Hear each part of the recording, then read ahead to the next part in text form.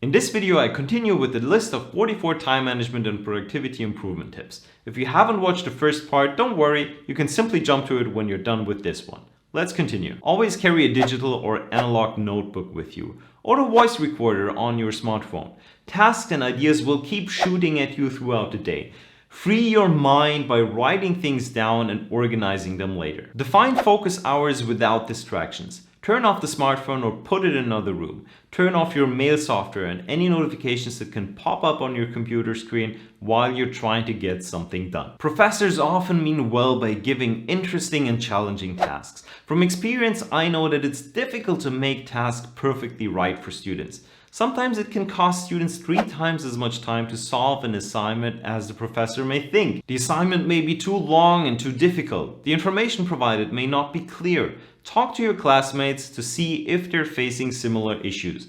Then it's totally okay to explain to the professor that certain assignments consume a lot of time. If the professor is understanding, you can ask for more detailed tips to solve the assignment. You can ask for a reduction of tasks or deadline postponement. It's okay to take more credits in the beginning if you have that freedom in your college. Get an idea about which courses you like more for whatever reasons, and then drop the least interesting ones. Don't stick to all of them if you can't handle the workload. The quality of your learning will suffer. If you want to do more than the core curriculum offers, have the courage to study longer. The experience of a student job, an internship, an extracurricular project can be worth the time.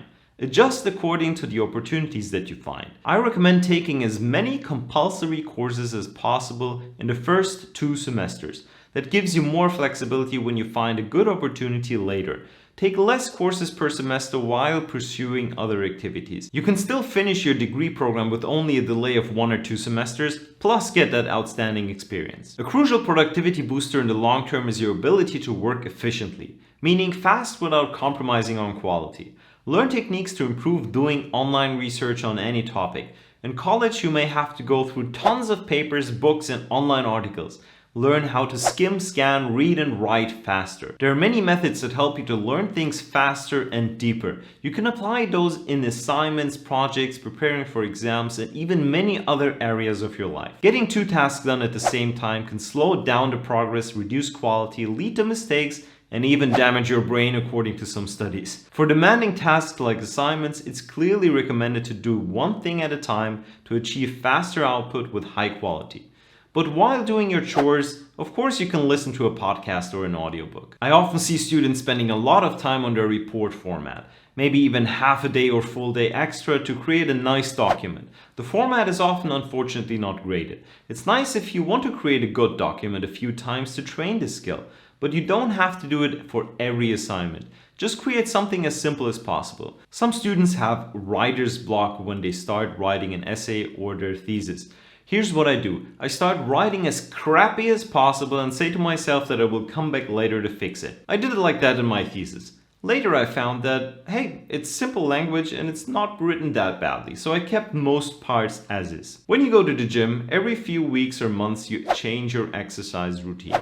Your muscles adjust to your exercises and can use new stimuli.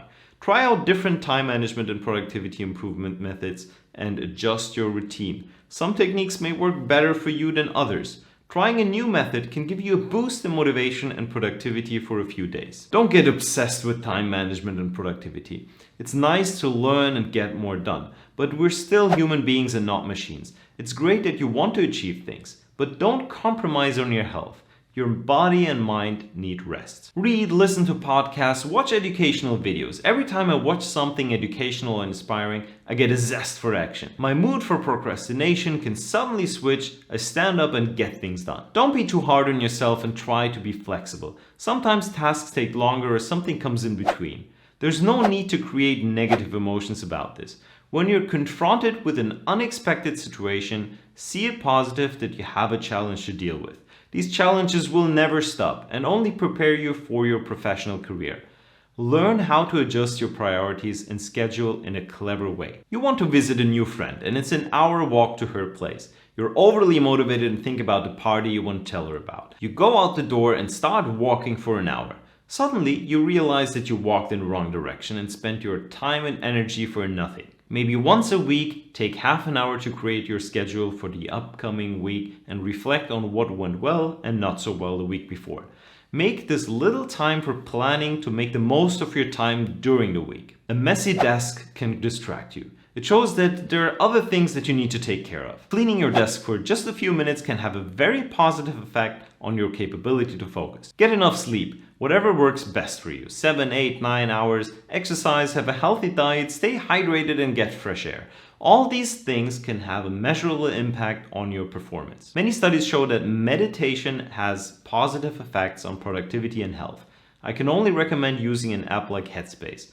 You will feel the short-term and long-term effects. This sounds cliche, but I can't tell you how many times I spent hours at the desk trying to solve a frustrating problem.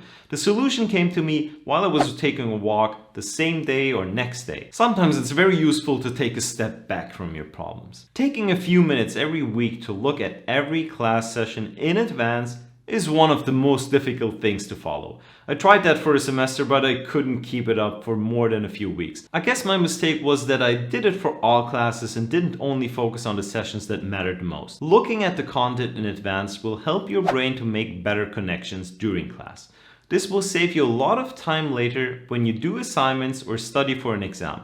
It takes significantly longer to go through all lecture material by yourself if you didn't make the most of the class sessions during the semester. I liked studying in the library. Everyone around me seemed to work intensely. Plus, people could see what's on my screen.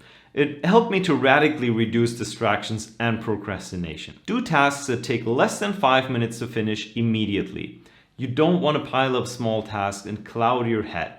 If you get letters, open them, throw useless advertisements away immediately, and take care of whatever it says in the letter. Batching tasks can save time and reduce distraction. You can have fixed time slots for taking care of emails, doing research, writing essays, and so on. I try to record 2 videos in one session because it saves me some time. I find that some students want to do everything and as soon as possible.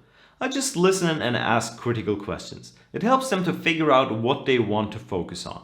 Talk to counselors and professors and briefly tell them about your goals and plans. Have a few questions ready with things that you're not sure about and get a second opinion. If you have a commute time of longer than 10 minutes, listen to something educational or relaxing or brainstorm. During longer commutes, you could even do research, prepare for a class, or do assignments. Use your commute time consciously. I've seen dozens of cases where students lost data in the middle of the semester. Suddenly, you're confronted with redoing an essay that will cost you 20 hours. Work at least in a cloud backs up your work. Just like professionals, you can burn out as a student. Take a vacation during the lecture-free period. Even during the semester, taking a short trip over a long weekend can help you to be energized and be more productive. Making decisions drains energy. For people who want to have a free mind in the morning, preparing your outfit and breakfast in the evening can be useful. If you have proven disadvantages, for example, a chronic illness, you're carrying a child, you have learning disabilities, you can apply for academic adjustment. You can get more time for assignments and examinations. Also, other modifications can be made to create fair conditions for you. If you want to get more content about improving your life as a student, you know what to do. Now that you can manage your time well, explore some of my other videos to see what exciting things you can do as a student. See you soon.